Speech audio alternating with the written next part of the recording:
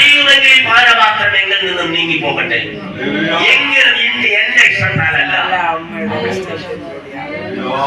2026 community ഒരു പ്രാർത്ഥനയും ഞാൻ പറഞ്ഞിരുന്നു. ആര് പ്രാർത്ഥിക്കുന്ന പോലെ പ്രാർത്ഥിക്കണം. അത് യേശു പ്രാർത്ഥിച്ചു. ഇനി നിങ്ങൾ അങ്ങനെ ആര് പ്രാർത്ഥിക്കണം?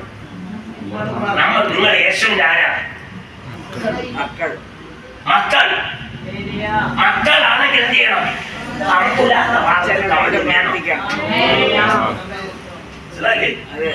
പ്രാർത്ഥന വിഷയം ഇങ്ങോട്ട് കൈമാറുന്നതിന് മുമ്പ് നീ പ്രാക്ടിക്കൽ അത് ചെയ്യണം.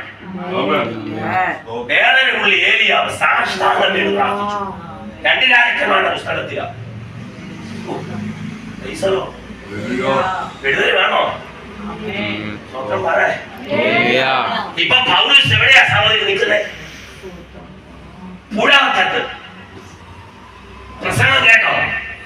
പ്രസംഗം കേട്ടോ? അതോ പുറകെ ഇരിക്കുന്ന ഉറങ്ങുന്ന ആരെങ്കിലും ഉണ്ടോ? പ്രസംഗം കേട്ടോ? കേട്ടു. പ്രസംഗം കേട്ടപ്പോ കുത്തു കിട്ടിയത് ആർക്കാ? ലുതിയായിരിക്കും, മക്കൾക്കും ഹസ്ബൻഡിനും. അവർക്ക് എന്ത് ചെയ്തു? കുത്തു കിട്ടി, രക്ഷ പ്രാപിച്ചു. ഏറ്റു പറഞ്ഞു, സ്നാനപ്പെട്ട് 2 ദിവസം വീട്ടിൽ 3 ദിവസം വീട്ടില് പാർത്തു. ശീലാസ് പറഞ്ഞു, നമുക്ക് ഇനി വെട്ടി പോകാം. നല്ലൊരു ശുശ്രൂഷ ചെയ്തു. സൗകര്യം കണ്ണാടി ദർശനം ആരോട് സുശേഷം പറയാനാ? ആരോട്? ഇതൊക്കെ മന്ദബുദ്ധി. വരുന്ന അനുഗ്രഹത്തെ ഇങ്ങനെ ഉണ്ടാക്കികളെ. അപ്പുറത്തെ ചേച്ചിക്കാണ് ഇത് എന്താ ഇപ്പൊ സാരം വിളിച്ച് കൊണ്ടുവന്ന സംവിധാനം ഉണ്ടല്ലോ. നിങ്ങൾക്കാണ് ഓറിയത്. അപ്പുറത്തെ വീട്ടിൽ കൊണ്ടുപോകും.